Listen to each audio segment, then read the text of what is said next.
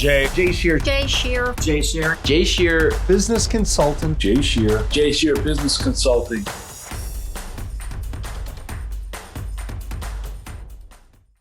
Hey everyone, I'm Jay Shear with Jay Shear Business Consulting. We build solid foundations for service-based businesses to grow and scale and achieve the results and success they deserve. And you've joined Business Minds Coffee Chat. Richard Branson said, breaking the rules and challenging convention is in the DNA of every successful entrepreneur. Well, on today's episode, we talk about breaking the rules and why it pays at work and in life, defying the status quo, how rebellion can bring more joy and meaning into our lives, and more.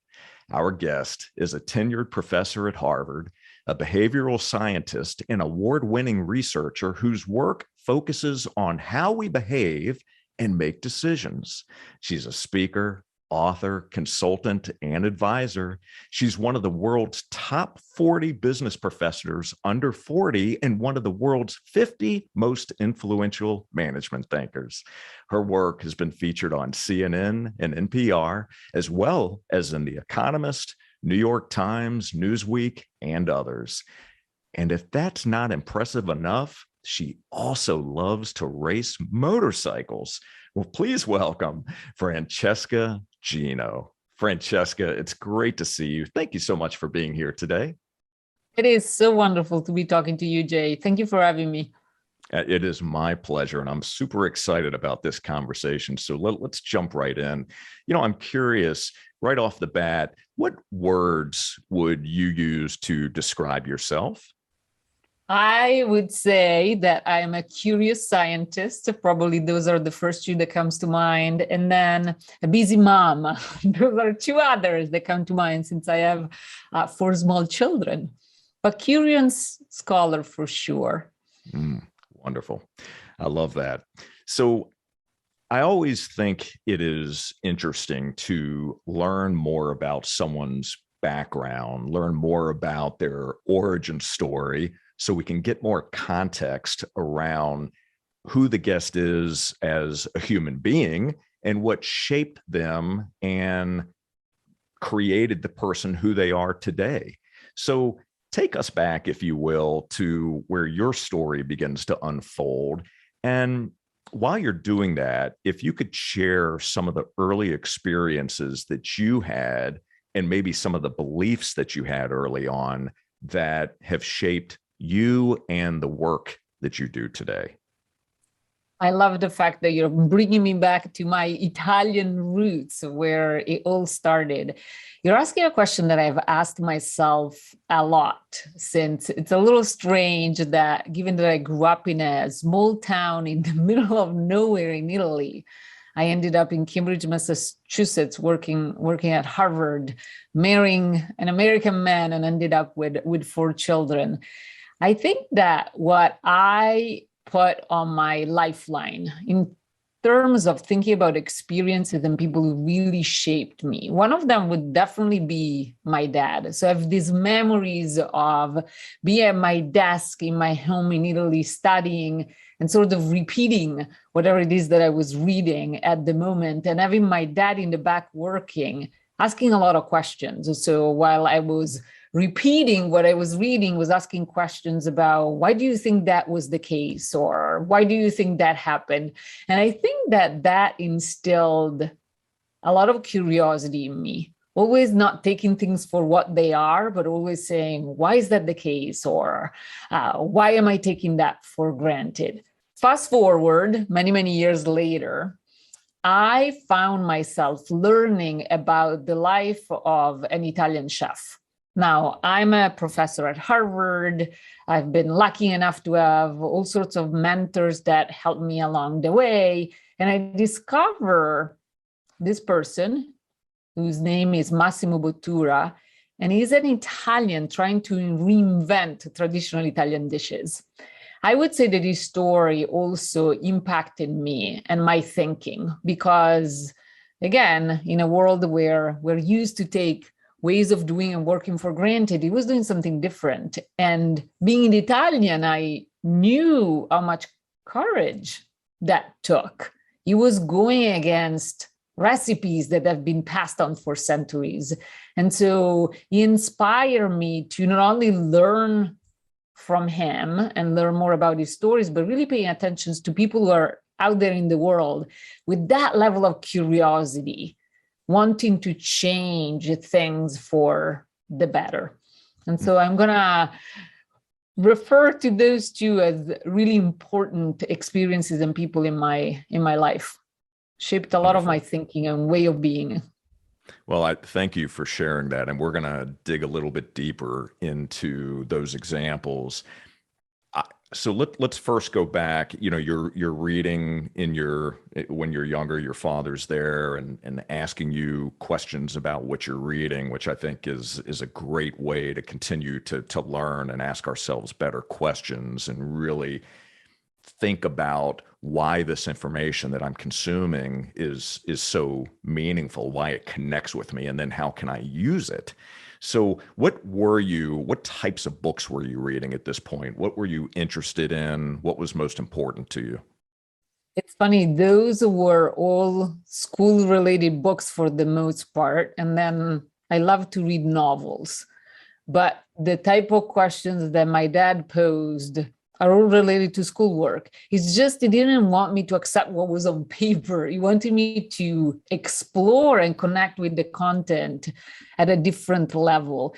And what is interesting is that I can recount all sorts of moments where I then stood up and picked other books, or it was the time not of the internet, but you would go to your encyclopedia to try to discover things that you didn't know, or I would run out of the office and go to my mom and ask her questions. So I think it instilled, without knowing at the time, a very different type of learning that truly inspired a lot of curiosity.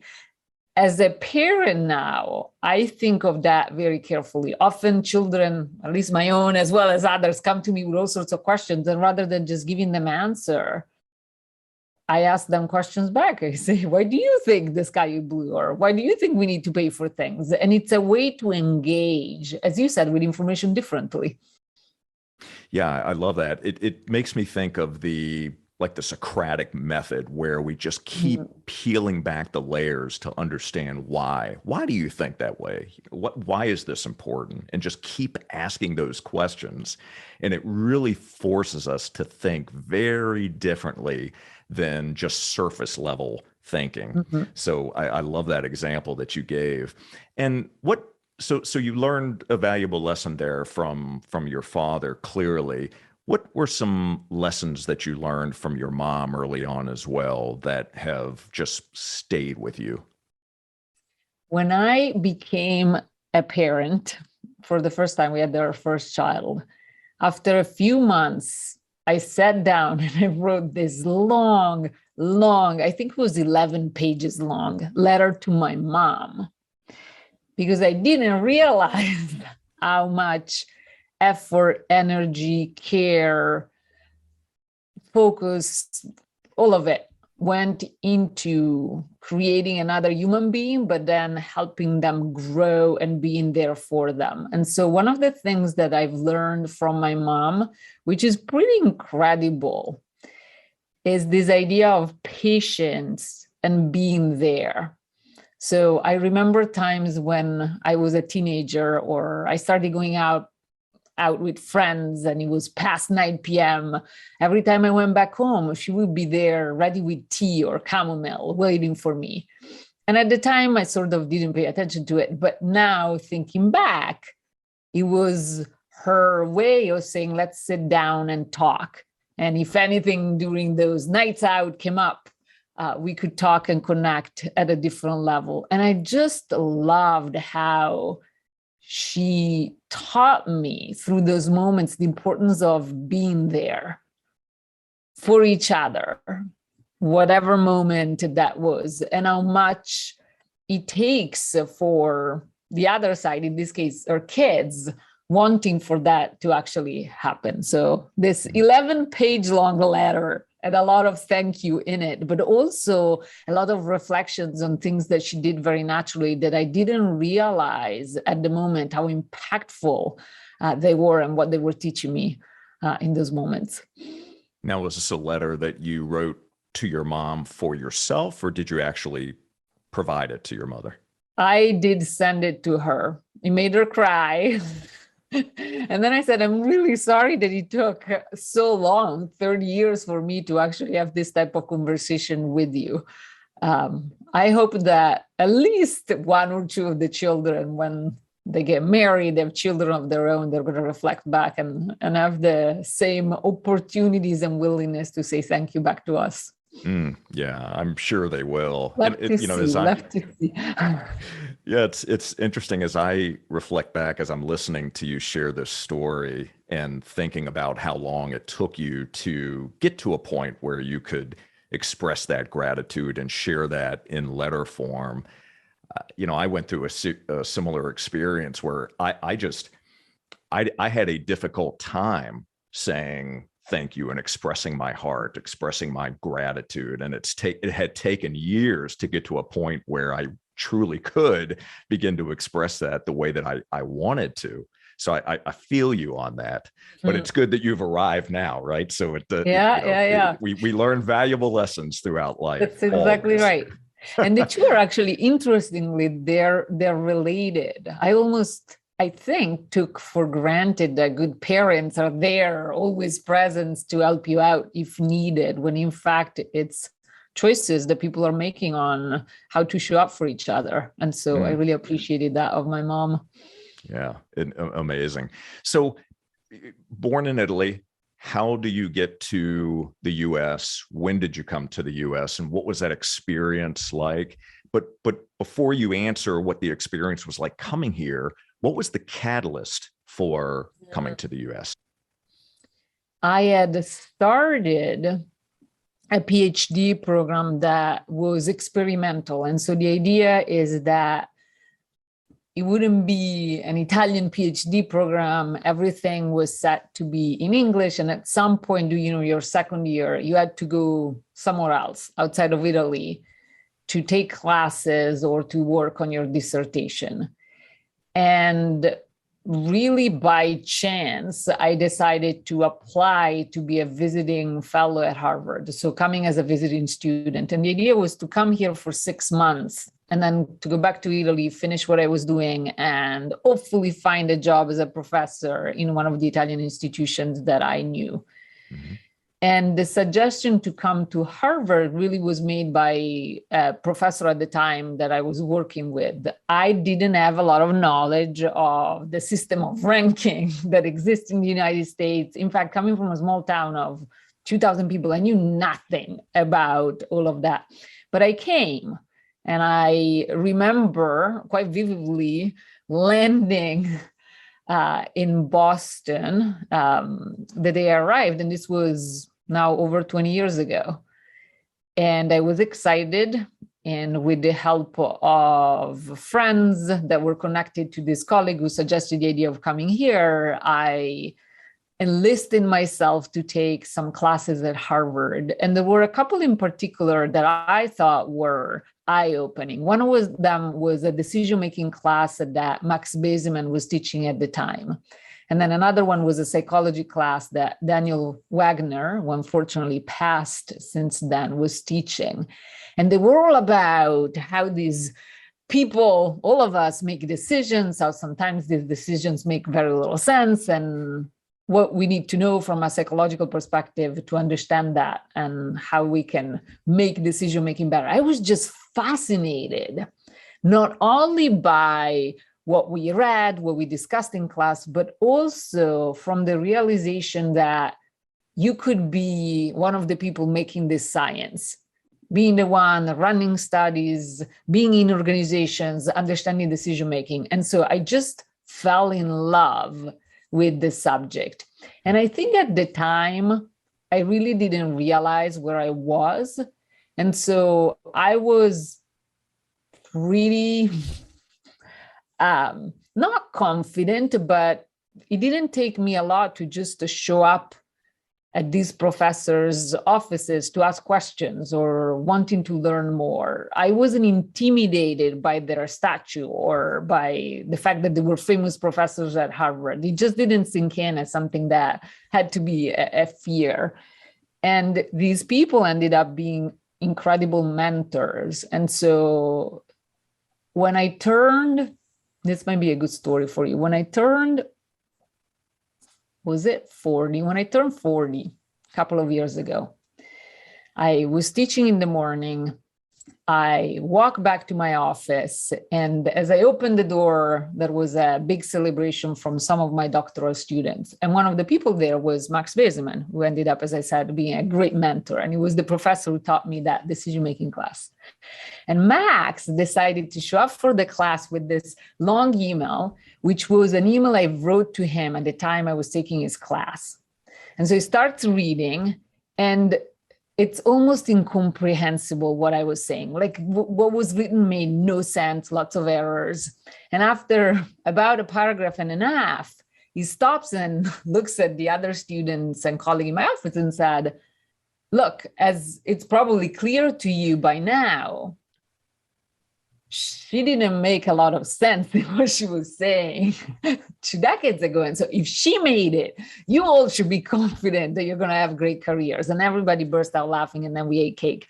But there was a good lesson in there that I think what helped me is not realizing where I was. And so I was very just open to ask questions without fears and learn as much as possible from these incredible individuals that I have. But a trip that was supposed to last 6 months ended up being a trip with no return. So I loved it so much that I decided to stay. And so I figured out a way where I could take more classes or become a research associate so that I could stick around. And I ended up graduating with a committee from Harvard, but a program from Italy. Wow. Amazing. What a great story and an incredible journey. And I'm sure that those lessons that you learned, and especially through that scenario that you described with the party, has really helped you as you are a professor to students, and realizing that I'm sure that there are students who look to you as that person who you want to be approachable. You want them to be able to come to you and ask questions and learn from you and debate and challenge and all those kinds of things without looking at you in some sort of stature and be afraid to approach you. Absolutely. I try my best to use the same openness and, to the extent possible, make people comfortable to ask questions. I do think that there is always room for improvement. So last year I did a 360. I was like, I've never had one. So wouldn't it be nice to try to understand whether I'm good for the students or what else might change? And one of the things that I discovered is that sometimes my curiosity goes too far. So you're a student of mine, we're working on a project, we're working on a paper together, you come to my office and you just want to know how you should write the second paragraph in the paper. So you have a very clear goal. But in the discussion, I start shooting off ideas on here's what we could study and why. Here's how we could take this in a totally different direction. And I've discovered that sometimes is not that helpful to students. And so what I've learned is now when I come into the meeting is ask for the goals up front. What are we here to do? Are we discussing the second paragraph? But I was shocked because I thought my students would be comfortable enough to tell me that what I was doing wasn't helpful. And so I try to be more thoughtful and intentional at the moment. Well, that was a brilliant idea to have the 360 evaluation done. And how do you accept feedback like that? Initial reaction, because you use the word shocked, but beyond the word shocked, how do you respond to feedback? So I think that despite the fact that it might be hard, is the only way we can improve. So I ended up thanking the people who gave me the feedback. And actually I shared it with all the students that I work with. And I say, let's have an open discussion on the ways you see me and the way I can improve. And so this idea of specifying goals right up front in a meeting came from discussing the feedback openly with them. I love that. And you just hit the nail on the head that when it comes to feedback, that is the only way that we can grow and that we can improve. And with all of the businesses that you work with and that you have worked with in the past, I mean, I'm clearly one of the things that you find is that in leadership positions, we all have blind spots, yet we're not always self-aware enough to identify them. So when someone else can give us greater perspective, when someone else can share that kind of feedback in a meaningful way, in a caring way, so we can then accept that and grow from it, that's incredible. And we all need that. But absolutely. And Jay, I don't know about you, but when I think about coaching conversations that I've had, even with very effective and successful leaders who are VPs or senior VPs, the times where I felt I truly connected with them, or when there was time for the thank you, it was a really genuine, you have had an impact on me, are the times where I was 100% honest on what needed fixing, what they were doing well in their leadership, but also what needed fixing. And that gave them the chance to then improve. And so those can be hard conversations. I think we all grew up with the idea that either we are honest in the way we talk to each other or give each other's feedback, or we are nice because we are maintaining the relationship, when in fact you can do both. You can be quite respectful in the way you're conveying a difficult message. And you said you're showing caring, but also provide information that is needed to make a change. Yeah, so valuable. I know from personal experience, I had difficulty with my ego earlier in my corporate career, and receiving feedback was not always the easiest for me. And I almost feel like I would put a wall up because I was protecting myself, and I would almost deflect it. And I would think to myself, well, that's not me. Right. So I had to learn to get out of my own way to fully appreciate and realize that the feedback was there to create an opportunity to learn, an opportunity to become better. And if I wanted to grow and just become a better human being, I had to learn to listen and accept what's being shared with me and take it as in the spirit of which it's being delivered. Yep, still difficult to do at times. I can think of situations where my husband said something and I feel like the bruise emerging. But yeah, you're right. It's reminding yourself of the goal. Why is it that is being said? And it's actually, you realize that is to correct or help you improve in a certain dimension. Absolutely. What would you say is the most difficult decision that you've had to make up to this point in the pursuit of who you've become? That's a great question. Possibly the most difficult is figure out in which way I want to lead. So when you're a professor, you have plenty of choices, which is a wonderful aspect of this job. So you get to teach, you get to engage with doctoral students, you get to do research with all sorts of colleagues. You also have administrative responsibilities. You also get to work on different consulting projects. And I think you have all sorts of opportunities to show up differently or to focus your attentions in one way or another. And so I feel like it is still the most difficult decisions to make sure that you're putting your energy and effort and attention in the place where you believe you're going to make the greatest contributions. And so there are people in my role who look at their job and they see an opportunity, for example, to be leaders in the institutions per se. And I think that's wonderful, but I don't feel like that's my next steps. It might be in the future, but not right now. And so I've been focused more on working on questions that I believe are important for leaders out there, and then making sure that I connect with leaders across all sorts of organizations to bring those messages to them and try to have impact. But those are tough choices because you never know. We don't run counterfactuals of knowing, well, if I took down that path, who would I be and what's the impact? Since I think that's the important question to ask.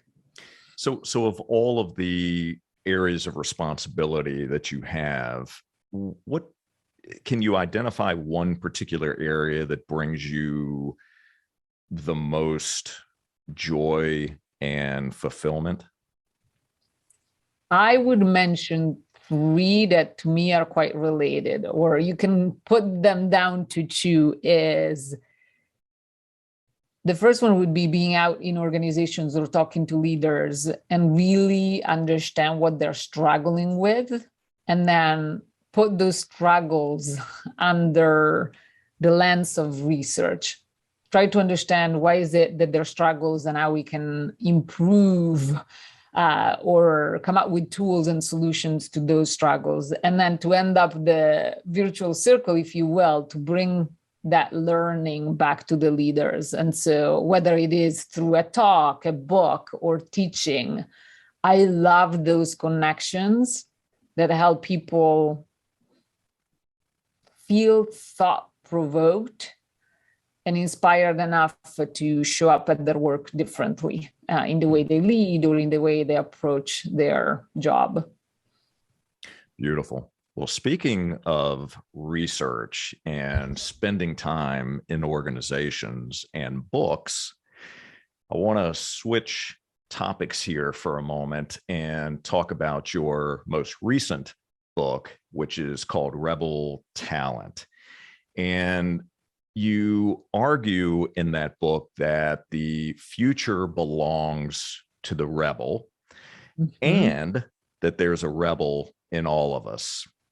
And you go into detail on the 5 rebel talents, which we're going to talk about here for a moment. But I absolutely love the quote that Adam Grant wrote about the book. And he said, Francesca Gino is the best kind of rebel, the one who doesn't just break the rules, but invents a better way. Now, there's more to that quote, but I love that part of it. When you receive that type of feedback or that type of response to something that you've created, and especially that quote, how did that make you feel? When Adam wrote that quote, I felt very grateful and also quite appreciative of the fact that I had the chance to do some research with him. So a story that is not well known is that Adam and I were colleagues for a couple of years at the University of North Carolina. So my office was looking right in the window of his office. And I remember even the day before I gave the big talk, which is quite an important talk to get the job, I went to dinner with him and he was asking me questions about what worries you about the department or the talk? How can I be helpful in reducing those worries? And it was just such a beautiful introduction to a person who was there to help. And in doing the research with him, when we became colleagues, I just felt I was learning a ton from him, and that every project got better, every idea got better because we were debating them, discussing them. And so I felt appreciative when I saw the quote that I had the opportunity to work with him quite closely for a couple of years when we were at the same school. Yeah, I love that. So what was the process like for you in bringing this book to life? Did you enjoy obviously you like the research, you like being in front of organizations, asking questions and all of that. The actual writing piece of it, is that something that you enjoy, and help us understand what the process was like? So it comes with a lot of pain, but it's good pain. It's the pain that you feel when you're growing. So what I love about writing is that it helps to clarify your ideas and your thinking. One of the aspects that was truly enjoyable in the writing was the stories that are part of the book, and actually meeting the people and talking to people, interviewing them that are part of the stories, whether it was people like Massimo Bottura, this Italian chef of one of the best restaurants in the world, or Captain Sally Sullenberger. It was just so remarkable to have access to their thinking and their way of being in the world. Or for stories like the one on Napoleon Bonaparte or Harry Houdini, doing the work of looking for sources that were close to them. So people who truly understood who these people were and why their work was important. So that part I really enjoyed. And again, it takes a lot of effort, but it gives you such great joy in the learning. And then as you write, you then rewrite and rewrite and rewrite. But I was ready to make that commitment because I realized that all of us are busy, and that when you have a chance to be read is a chance for impact. And so you want to put your best effort and foot forward. Why do you think this book has had such an impact? You wrote the book came out in, was it 2018? Mm-hmm. And the book continues to inspire, it continues to stay relevant. It's a topic of conversation. It just seems like anytime I'm talking about psychology, business, leadership, this book tends to bubble up to the surface. Why do you think it resonates so strongly? I'd be curious to know to your answer. I'm going to give you my perspective, and hopefully I won't bias you. I think that there are two categories of people who connect to this book really profoundly. One is, maybe this is a little bit of the sad part, but these people who truly feel they're rebels, but they also feel that they've been misunderstood. And so in a sense, the book and the message and what I've wrote give them almost legitimacies for their way of being. And the fact that they were seen as troublemakers, now they're seen more like heroes. So I think that I've met a lot of people who reacted that way to the book, or thank you notes where they say, I'm this rebel, and now finally you wrote about us in a way that is positive and that can help us be more effective. So that's the first category. The second one is of people, of leaders, of organizations who want to be bolder, who realize that it is in fact beneficial to be rebellious in a constructive way, but they don't quite know how to get there. And so the book, whether it came in the form of training in their organizations or a speech or reading the book and then talking about it with me, was that extra push. Or at least the idea that I inspire them to make the shift. So those, I think, are the reasons. But curious if something came to mind for you. The first reason that you gave is one that I thought about.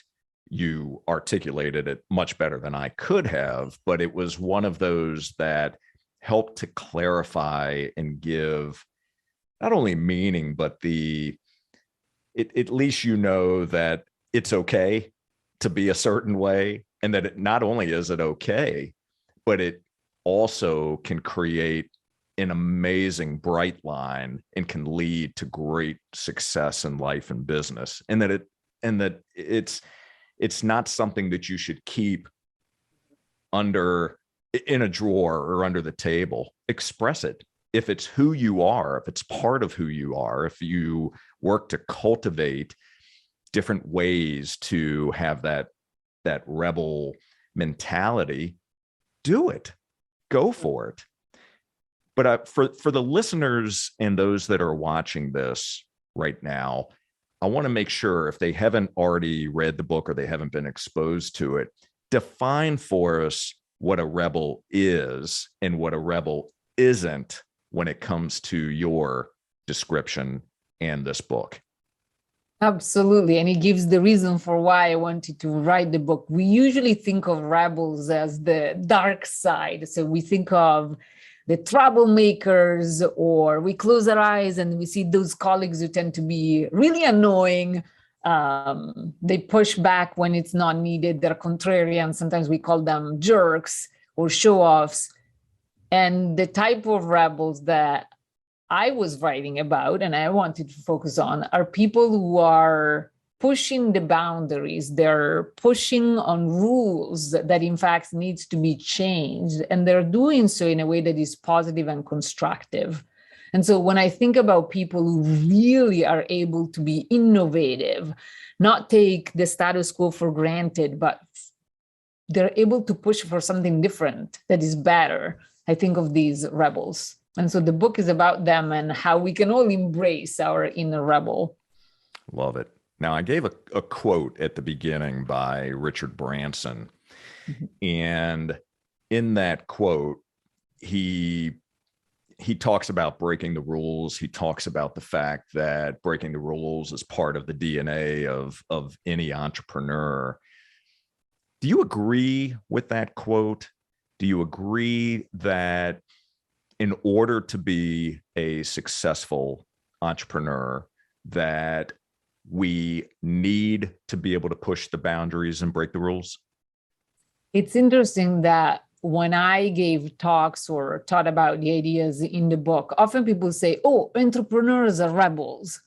And then the organization grows, there is more bureaucracy and structure, and they go and die in the bureaucracy. And it's interesting. So I think that it is often the case, as I found in my research, that people who are entrepreneurs, if they were to take the rebel test, they end up being more likely pirates. So there are people who are embracing these talents most easily. But I think that the best rebels, and so the best entrepreneurs, are those who figure out how to be successful, no matter how much bureaucracy there is around them. So a story that to me was really impactful is a story of a leader who sits in a context that is highly bureaucratic, in fact, highly hierarchical, and the culture is all about do not rock the boat. This is a leader in the Air Force, in a group in the Air Force here in the United States. And he came in his new role as leader a few years back, and he looked at his squadron and said, look, if we really want to stay true to our mission, which is to be comeback ready, then we need to do things differently. We need to make different decisions. We need to push the boundaries. He asked everyone to go and study regulation. Those were the constraints, but within those regulations, he inspired rebelliousness in a way that was positive and constructive. And if you look at the number of innovations that came out of that group in the last few years, it's pretty remarkable. They now do contracting more like the private sector rather than public sector. And it all came down to one person who came in and didn't worry about, let's change the culture of the Air Force or of the government more generally. He focused on the very people that he wanted to influence.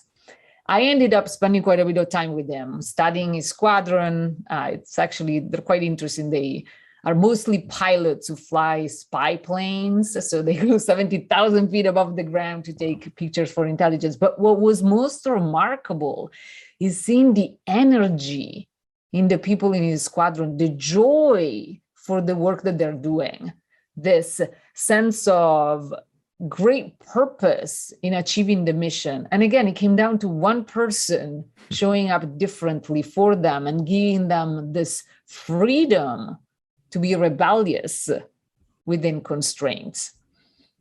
I love that. I mean, that it is a remarkable story, and that's something that you see repeated time and time again in other organizations. And to your point, sometimes all it takes is just that one person, that one voice, that one ability, that individual who has enough capital, enough political capital, enough charisma, enough drive, enough ability to be able to get others behind them and allow them the bandwidth to do those things, to push those boundaries, to keep doing things differently and keep asking those questions, kind of like what we were talking about earlier. You know, why can't we do it this way? Right? Exactly We right. may have done it this way for years, but why don't we look at doing it in a different fashion? Yep. And I would call it courage. I would call it courage because you're doing something different that might be perceived as risky, but you're also trusting people that they're going to come along the way, as long as you provide the conditions for them to really feel that they can make a difference. Too many leaders that I meet, you go in, you learn about them, and then at some point they complain about this aspect of the culture or this aspect of the organizations. But then they have this common throw your hands up in the air and just sit and wait for others to make changes. And what's beautiful about this leader is that he didn't do that. Despite the context he was in, he just rolled up his sleeves and started taking action. And so it's a beautiful story of rebelliousness from the ground up, if you will. Truly is. So let's talk about for just a couple moments the way the book is broken down. You really have the 5 rebel talents. So you have novelty, curiosity, perspective, diversity, and authenticity. And the book is filled with great stories and tools and tactics that we can all use, that we can apply in our personal and professional lives. So can you just very briefly walk us through the 5 rebel talents with an explanation, and maybe pick 1 or 2 of those and provide our audience with a tool that they can use to start to see changes, or at least unleash their rebel talent? Absolutely. I love the fact that you could mention them super quickly. So wonderful, wonderful that you were able to do that. So let's start with novelty. Novelty is the talent that allows us to embrace what's novel and new. And that might seem easy to do, but our human nature is pushing against us since we love what's familiar and comfortable. Authenticity is showing up for who we are, expressing our views, our voices, our opinions, our preferences, especially when others are thinking differently. Curiosity is about asking questions, having this sense of awe and wonder that we're so used to seeing in small children. And so when we have memories of us being kids, that's what we were doing constantly, experimenting without the fear of being judged. Diversity is pushing back on the stereotypes and judgments that often we seem to embrace because we are so used to the bias and stereotypes that society passes upon us. And perspective is our ability to come to situations of problems, looking at them from all sorts of angles, rather than just one view, which is usually our own preferred one. And so being rebellious and embracing these talents really requires fighting against our human nature because it pushes us in the wrong direction. If I were to focus on one talent, I would probably pick curiosity. And I would pick it because we're all born with it. But if you look at the data, peaks at the age 4 and 5, and then it disappears. It tends to decline quite steadily from there. Share with us why that is the case. What happens? Because I've heard you share that before, when curiosity peaks, and that's a mind-blowing comment, but why does that happen? And what can we do different to ensure that we allow creativity or curiosity to grow and expand, not contract and stop? So at a very basic level, two things tend to happen. One is that we grow out of this constant desire to ask questions. In fact, if you look at how we develop when we grow up as kids, at the age 5 and then 6 and 7, it gets a little bit more, it gets stronger as a desire. We start paying attention to what others think of us. We fear judgment. And one of the things that to me was quite impactful is something that I believe I learned from taking improv comedy classes, is that judgment and curiosity can't coexist. I think this is an amazing mantra to live by. But think about all situations where that's what we do. We judge instead of asking questions and being curious. And so when it comes to growing up, a kid stops asking questions because you start wondering, what is it that the teacher or the parent is going to think of you if you experiment, if you ask that question? And so that fear of judgment just shuts down our curiosity. And the other thing is that there is the belief that when we're curious, things don't get done. And so the pressure to perform or the pressure to achieve the next thing that is on our to-do list, it's pressure that often comes at the cost of exploration and experimentations or better understanding. So those are two main reasons. We can fight them. So when I think about curiosity, it's beautiful to know that it sort of declines, but it's also beautiful to know that we can trigger and encourage it in others. A couple of simple ideas. The one that I love the most is having learning goals. So all of us, whether it's formal because your organization asks you to have them, or because personally you want to have performance objective for the year, things that you want to achieve, let's add learning goals. When we do so, not only we retain curiosity, but we actually end up performing at higher levels. So that to me seems cheap, easy to do. Why not implementing it? The second one is getting into the habit of truly asking why more often, whether it's in a meeting, whether it is in a discussion or interactions, whether it is when you're receiving a question, pausing and say, but why is that? Or what if? Or how could we? And so I've done some work with organizations where we conducted interventions where that was it. We were sending emails asking people to think about the what if or why or how could we throughout the day. And what the research has shown is that as compared to not receiving a trigger or receiving another type of trigger, you can in fact encourage curiosity in the moment in a way that is very impactful on how you do your work, how you connect with others, and how well you perform. So again, I think it's good reasons to embrace these ideas. Beautiful. Love those two suggestions. Let me go back to the first suggestion for a moment about the learning goals. Can you give one or two examples for our listeners of a learning goal? And I know it can be very specific to an individual or a situation, but if you were just thinking through, what would be one or two goals that you would suggest to someone as a learning goal? Yeah, so I'll give you a very specific one to me since it's just the beginning of the year. So I've been thinking a lot about it. One that was personal to me. So I love to read, possibly not a surprise given the work that I do, but especially when my to-do list gets long, I focus my attention to reading the type of books that I would write. And so they have research in it, or they're from people or authors who are people I know. And so one of the learning goals that I have for this year is to read at least 2 books a month in areas that are away from what I would define my own discipline. And I also have as an additional goal of reading at least one that is a novel type book. And so it's pushing myself to explore interest somewhere else. So that would be one. And so it's not necessarily connected to your work, but it doesn't matter. I also want to learn how to play the piano.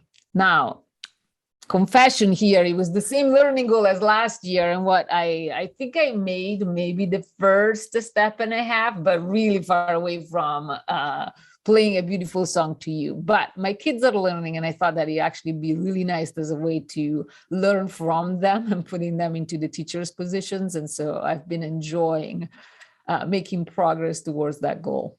I love that. Well, thank you for sharing the two learning goals. I think that's important for all of us to understand and how we can start to apply that as well.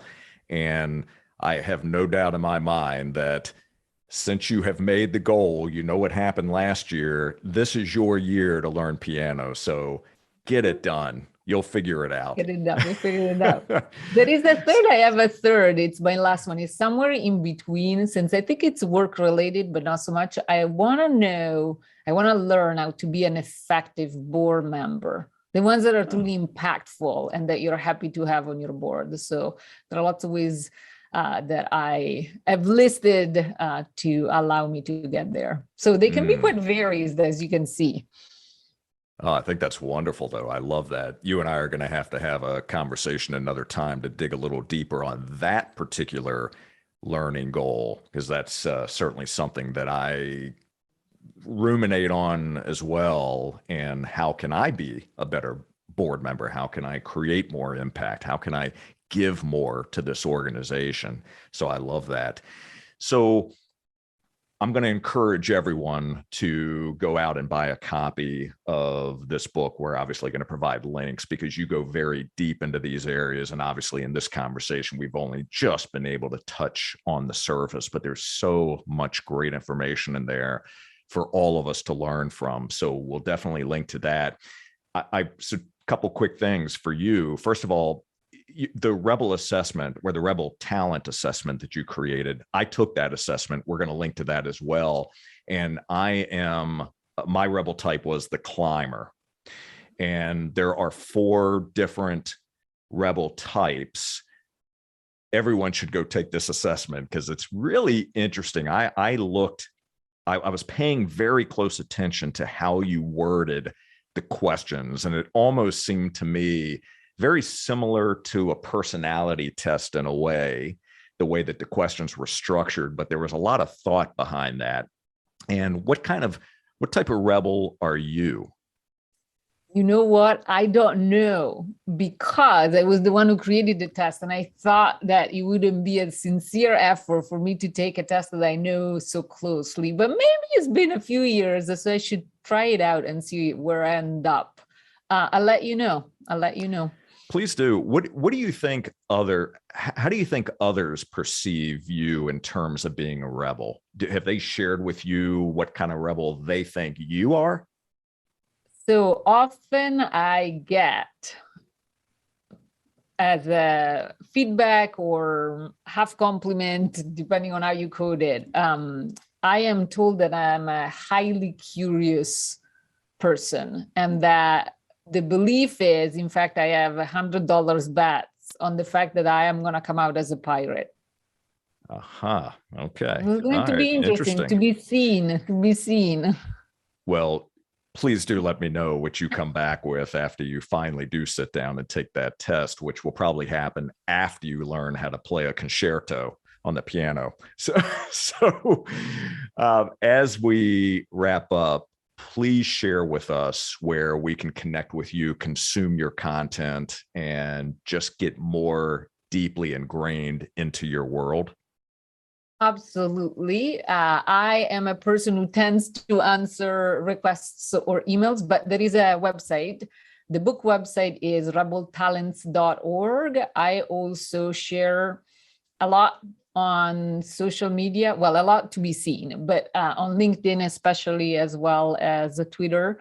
I am on those 2 platforms as well as Instagram. But I am the happiest when I know that insights ideas from the books are helpful to people out there, no matter where they sit or what they do. And so if you're a person listening in who wants to know more, or you're unsure on how to best apply an idea, absolutely connect with me.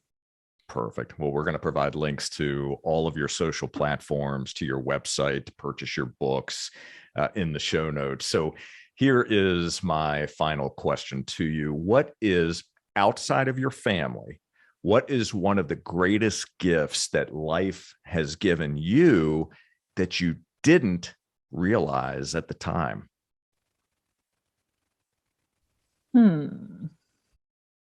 I think, wow, that's a good, it's a hard question, because there are a few things that might make the list.